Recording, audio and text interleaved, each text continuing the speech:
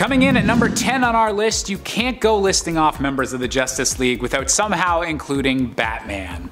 In a superhero group consisting of aliens, metahumans, and even literal gods, somehow a mere human being named Bruce Wayne is capable of not only keeping up with the DC Universe's best, but does such a good job of it that he's considered one of the Justice League's most central and fundamental members. Add that to the fact that Batman's got a dossier for each and every member of the Justice League just in case they ever go rogue or find themselves compromised by supervillains, and Batman goes to show that knowledge is power even if he doesn't quite have any super strength of his own. At number 9, we've got our first Kryptonian hero of the list with the one and only Power Girl. Biologically the same person as Superman's cousin Kara Zor-El, aka Supergirl, Power Girl is from the destroyed Krypton of the alternate universe of Earth 2. While not quite as powerful as the Superman we all know and love, given Kryptonians' lower power levels in this universe, Power Girl is still a mighty force to be reckoned with super speed, super strength, flight, and heat vision all combining into one package. A benefit she has compared to both Superman and Supergirl is being immune to kryptonite, although magic's effectiveness against her is unfortunately still very much a worry. Nevertheless, Power Girl has shown many times over the years that she's far more than just a sex symbol, and has very much earned her place among the ranks of the Justice League. Coming in at number 8, we've got Hal Jordan, the Green Lantern. Originally a test pilot working for the military, Hal Jordan became a member of the legendary Green Lantern Corps after being gifted a ring by a dying member of the Corps, Abin Sur. Out of all the members of the Justice League, the Green Lantern's power set allows the most creativity, with Hal Jordan able to make constructs out of pure green light and willpower that can take the shape of anything he sees fit. Combined with increased strength and the ability to fly throughout the cosmos, the Green Lantern is an essential member of the team on any space-related adventures, and with the only limit to his constructs being his own willpower, the Green Lantern can be very tough to beat. Speaking of green and powerful cosmic superheroes, at number 7 we have the one and only J'onn J'onzz, otherwise known as the Martian Manhunter. The last son of Mars, because apparently the Justice League is all about hiring the last people from dying planets, the Martian Manhunter possesses many of the same strength and speed-based powers as other spacefaring heroes in the DC Universe, but with one particularly impressive twist. He can change his body and appearance into any shape he desires, from impersonating humans and blending in on Earth, to creating clothing and weaponry out of his own molecular structure. With an incredibly tragic backstory that saw him losing both his wife and child during a civil war on Mars, J'onn J'onzz has since then spent his days protecting his new adopted planet of Earth and aiding the Justice League when evil arrives from beyond the stars. Coming in at number 6, we have a character that would definitely rank much higher on this list if his powers were a bit more stable. Please welcome to the stage Captain Atom. Originally a scientific volunteer named Nathaniel Atom, Nathaniel chose to take part in experiments at a research facility called the Continuum. Originally meant to pilot a special dimensional transfer vehicle during a cross-dimension experiment, Nathaniel was seemingly blown apart and atomized by radiation during the experiment, only to reappear moments later as an energy-based life form. Captain Atom's powers seem almost godlike to an extent, capable of manipulating matter and all of the energy fields associated with it, but with the Captain frequently needing to return to the Continuum whenever he'd begin having issues with remaining corporeal or maintaining control of his powers.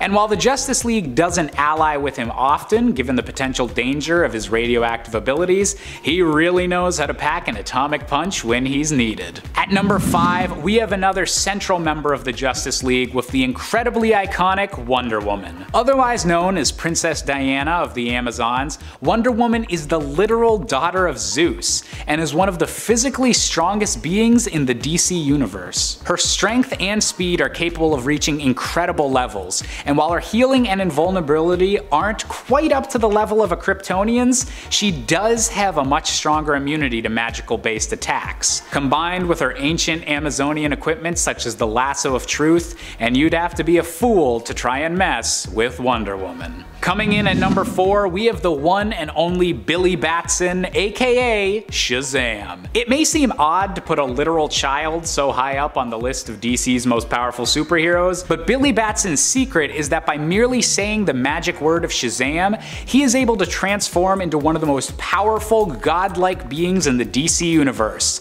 combining his powers from the Greek heroes and deities of Solomon, Hercules, Atlas, Zeus, Achilles, and Mercury. With all of these strengths combined, Shazam has been able to stand toe-to-toe with Superman himself. It's only his need to occasionally go back to his original kid form that stops Billy Batson from permanently being at the top of this list. At number 3, we have none other than Dr. Fate. Born under the name of Kent Nelson, Dr. Fate is a superhero that derives all of his powers from his equipment in the form of the Helmet of Fate, an ancient artifact that is literally billions of years old and contains the powers of Nabu, a cosmic being with limitless magical power as the Lord of Order. This means that while wearing the helmet, Dr. Fate is essentially a god with all of his magical abilities, capable of reshaping reality and seeing glimpses of the future.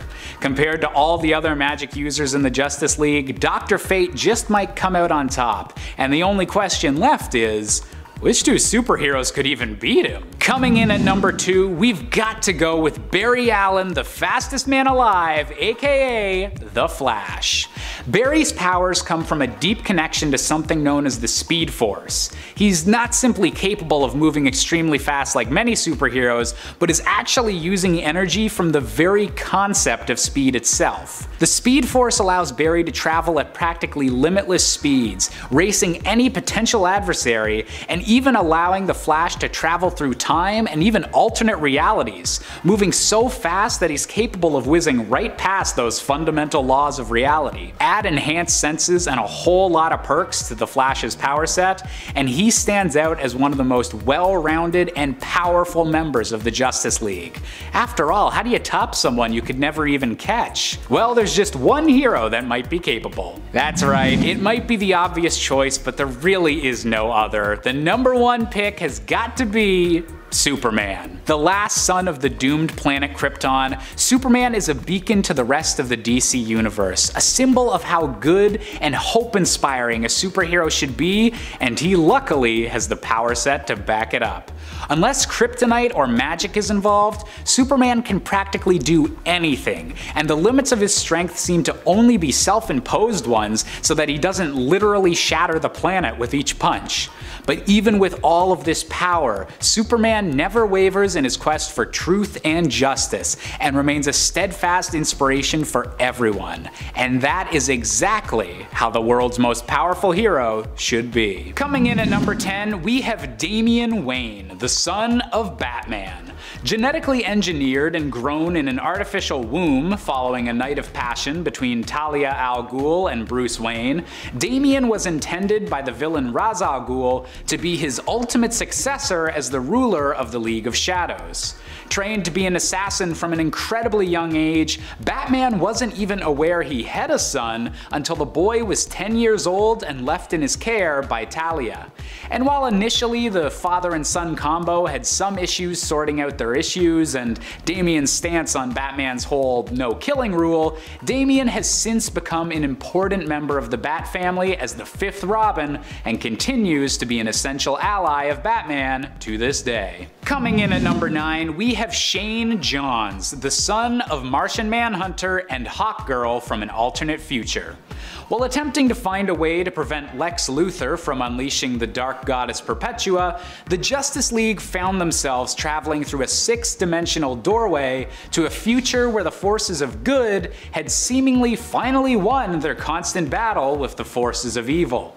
All of the members of the Justice League seemed to have found happiness, especially Hawkgirl and Martian Manhunter, who had an ambitious young son named Shane.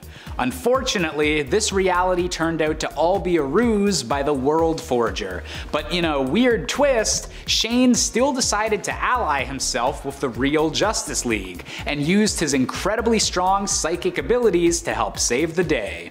That'll do, kid. That'll do. Coming in at number 8, we have Cube, Cyborg's son from a dark possible future. Hailing from a world where a force known as the Darkness has threatened to corrupt all of the Earth's heroes, Cube's real name is George Marvin Stone. The son of Cyborg, Cube is literally a human mother box, connected down at the DNA level to one of the most iconic objects in the entire DC universe.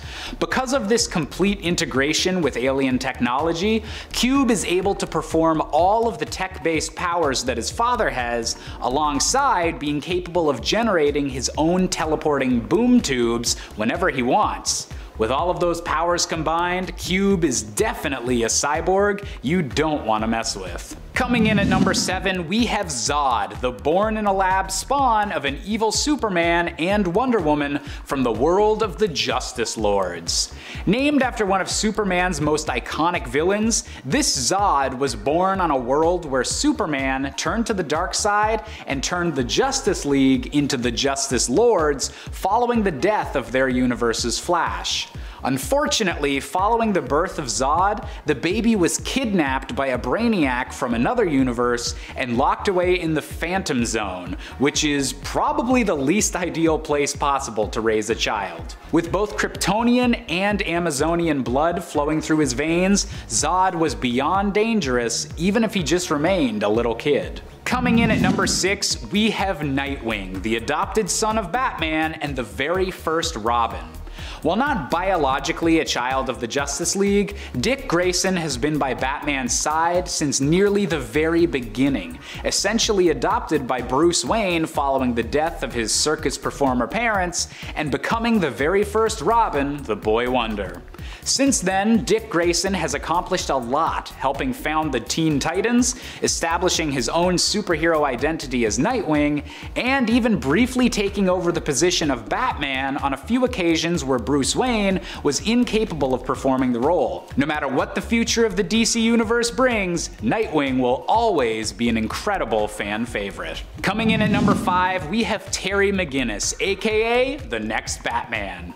Originally appearing in the beloved animated series Batman Beyond, Terry was the sarcastic and wisecracking next-generation Batman in a dystopian future Gotham, led by an elderly and retired Bruce Wayne.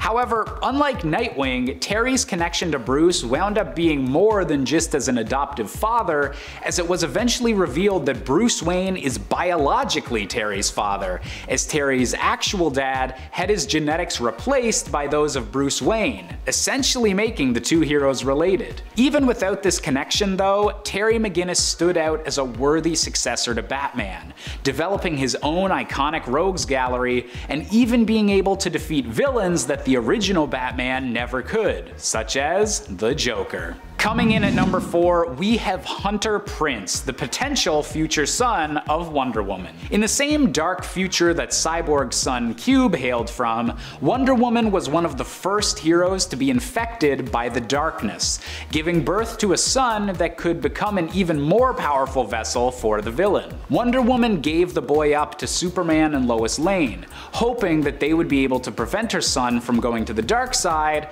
but unfortunately, Hunter believed his mother was giving him up because he was male, as was Amazonian custom. Growing up angry at the previous generation that had failed him, Hunter possessed all of the strengths of Wonder Woman, including her lasso of truth and bracelets of submission, making him a truly powerful and angry enemy. Coming in at number 3, we have 2 for the price of 1 with the Tornado Twins, the potential villainous children of the Flash.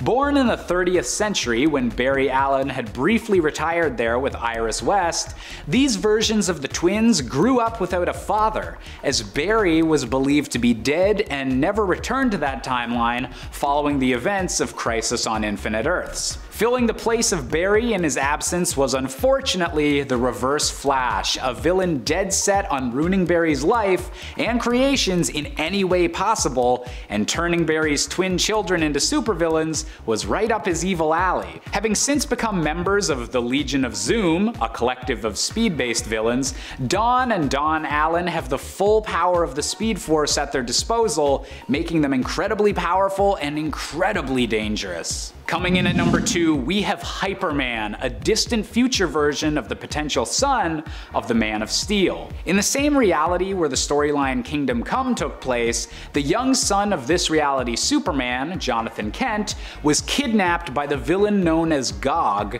and encased first in a prison of kryptonite and then trapped within the weird branch of reality known as Hypertime.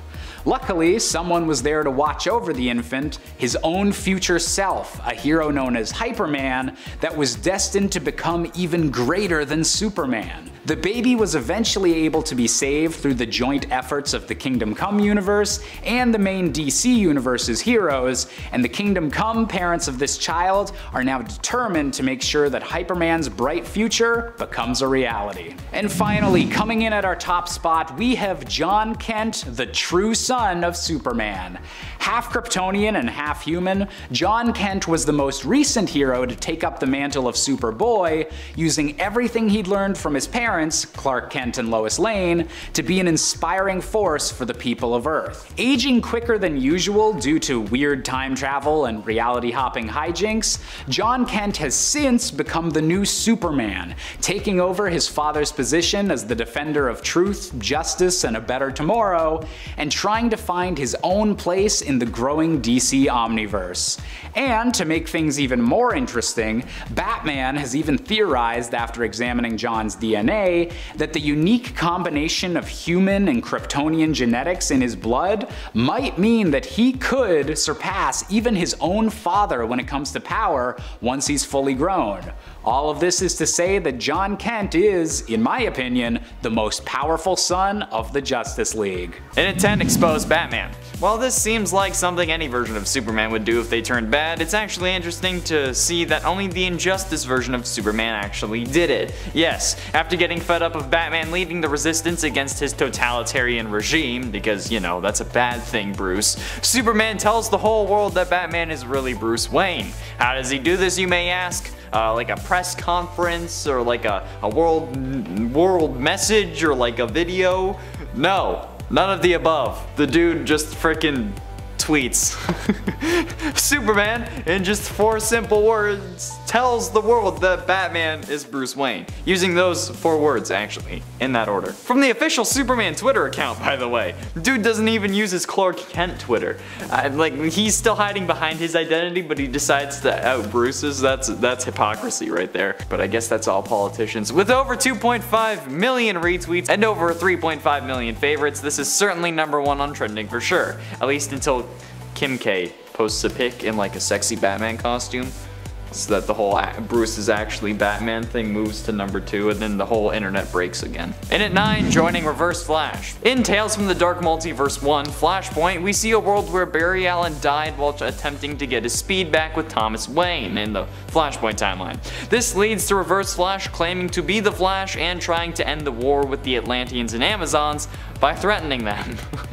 Obviously, this doesn't work out because they're the goddamn Atlanteans and Amazons. So, in an effort to save himself, Reverse Flash races through time, changing events to create the world exactly how he wants it, which involves saving not only Bruce Wayne, but Martha and Thomas Wayne as well, resulting in a world without a Batman. Because, you know, Batman's gonna fight against Reverse Flash no matter what.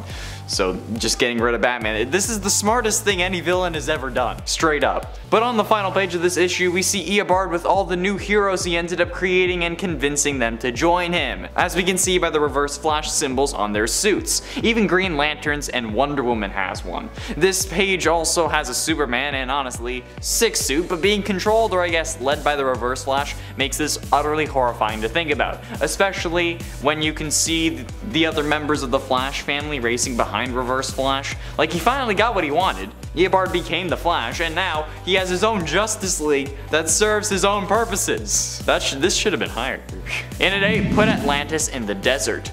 Superman has his dark moments in Injustice. This especially includes Injustice Gods Among Us #12, written by Tom Taylor with art from Mike Miller and Tom Denerick. Injustice Gods Among Us 12 shows readers Aquaman unleashing Atlantean armies on coastal cities around the globe as a way to show Superman that, you know, it's not gonna happen. Atlantis will not be taken. Superman, of course, takes this as a threat, because Of course he does, and you know, Batman knew this would happen.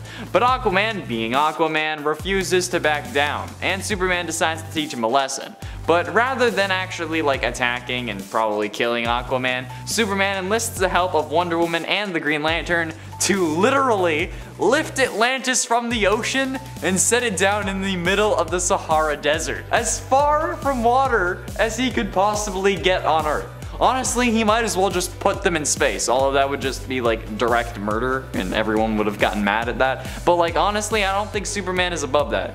This guy is a frickin' monster. And it's 7, killing Green Arrow. Being as powerful as he is, it's important that Superman keeps a tight grip on his sanity and his powers because, you know. A huge part of the reason that Clark trusts Bruce with shards of kryptonite is because he knows that he can end up being used as a weapon or just going crazy if Lois dies.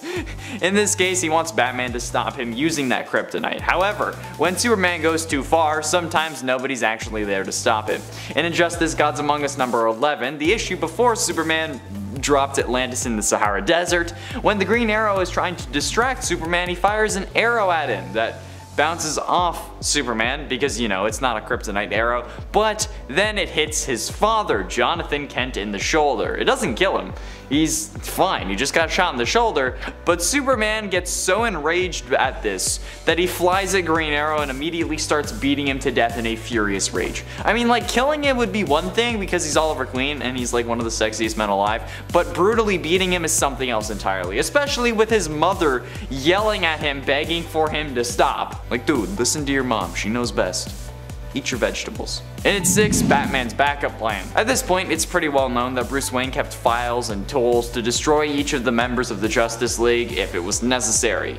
Though Clark, like I said, wants Batman to have this ability since he fears himself if he ends up getting manipulated or whatnot, like literally every time Brainiac shows up. But the other Justice League members have not given Batman their information or like been like, yeah man, you can do that. In JLA The Tower of Babel by Mark Waid and Howard Porter, Batman is shown to keep secret records of how to completely destroy each and every member of the Justice League. These records are then taken by Ra's al Ghul and used to decimate the League, proving an ultimate betrayal on the part of Bruce Wayne. Okay, I get it, like I understand the desire to be prepared since, you know, people in this universe seem to be turned by villains like Brainiac on a regular basis. But that's what Task Force X is for. That's why we have a whole game called Kill the Justice League. You don't need to have like a super secret, this is how you kill all of us hard drive that just begs for every single villain to try and steal it. Like, it's kind of stupid how you thought that was a good idea. All you need to do is have it in your brain. You're the world's greatest detective and you couldn't detect that that was a bad idea. Halfway through into number 5, Wonder Woman destroying the Justice League. When it comes to power and skill levels, Wonder Woman is arguably one of the strongest members of the Justice League. Characters like Superman and Martian Manhunter may have incredible power as aliens, and Superman especially may well just be the most powerful hero of all, but Wonder Woman is also basically a deity, at least being a god adjacent, because, you know, she's an Amazon. She's one of DC's most powerful heroes, if not their most powerful hero, especially if Kryptonite's around, and she has to keep her abilities and powers in check, much like how Spider-Man always has to pull his punches so he doesn't kill someone. However, in a one-shot called JLA A League of One, written by Christopher Moeller, Wonder Woman realizes that the Justice League are just holding her back. She realizes that the entire league will be destroyed if she doesn't stop them herself, so she takes on each member of the Justice League and takes them down on her own so that she can act individually, kinda like a mini version of Marvel's Civil War but on a much smaller and less daunting scale. Though understandable, this is still an initial betrayal and a major hurt. Luckily for Wonder Woman, her team does forgive her because, you know, she didn't actually kill them. Maybe she was just having a midlife crisis, we don't know. In at 4, Aquaman and Wonder Woman War. Ha, it rhymes. Ah, look at that, I managed to squeeze 2 Flashpoint numbers onto this list, hell yeah. I mean, they're different Flashpoints, but still. In the animated The Flashpoint Paradox movie in the DC animated universe, the world is much different to its CW counterpart, and like, kind of the general DC universe, mostly due to the war between Aquaman and Wonder Woman, who end up being the villains of the movie, thanks to them being former lovers while Aquaman was married to Mira, and then Wonder Woman then killed Mira when she tried to get revenge for her sleeping with her husband. But to be fair, she also wears Mira's crown after she kills her, so it's not really like it was like, oh yeah, it was self-defense. However, this war actually resulted in the destruction of the planet at the exact moment that Barry was able to get enough speed back to get back into the Speed Force and set everything straight. It's a really suspenseful moment where Reverse Flash had just been killed by Batman, so Barry would have enough speed to run back and stop himself from saving his mother. He managed to get into the Speed Force just before the world's destruction caught up with him. It's absolutely insane. It's very Justice League Zack Snyder cut-esque. However, I'm pretty sure they got it from this movie either way.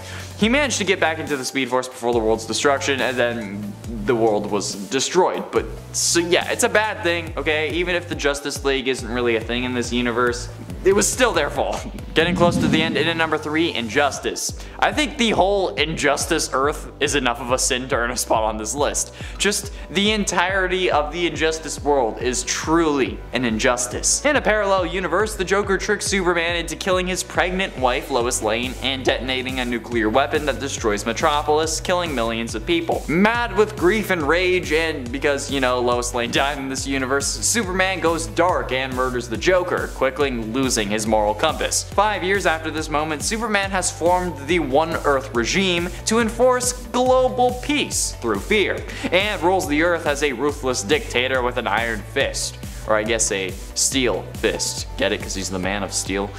Anyway, alongside many other heroes and villains, he recruited or forced into joining him and killing any who oppose him. Batman ends up establishing the insurgency, which is actually supposed to oppose Superman's regime, and then that's why he exposes his identity. But then the ensuing war between the factions just leaves the Justice League disbanded. But either way, this is probably one of the darkest timelines. Penultimately, in at number 2, ruled the world. Usually when people talk about Superman ruling the world, they're talking about injustice. And while that is a great story and an example of what can go wrong with superheroes, the story of the King of the World is actually a good cautionary tale about Superman other than injustice. In the late 90s, this story features a series of prophecy-like dreams that make Superman realize that his regular MO of just flying around and waiting for disasters to happen isn't really working. And Kal-El decides to be a little more, proactive. In this case, that means building a series of spy satellites to survey Earth, helping Superman keep track of everything that's happening all at once, and then giving up his life as Clark Kent to work as Superman full time. Sleep deprived and losing his grip on humanity, Superman starts interfering more and more in Earth's affairs, toppling extremist governments and even changing the weather. When he realizes that he still can't be everywhere at once though, the Man of Steel deploys an army of Superman robots to help maintain law and order. Again, making him a benevolent dictator. Only snapping out of it when he gets a kiss from Lois Lane. None of the Justice League really tries to stop him either. They just kind of accept it, which is surprising, especially for Batman. Although I find it funny how the Man of Steel deployed Men of Steel. And finally, in at number 1, getting Alfred killed. Look, after Bruce Wayne loses his parents, Thomas and Martha, he's a young boy, okay? The only person who can truly take care of Bruce is Alfred Pennyworth, the Wayne family butler. However, Alfred ends up becoming like a second father to Bruce, raising him to adulthood and caring for him throughout his entire life.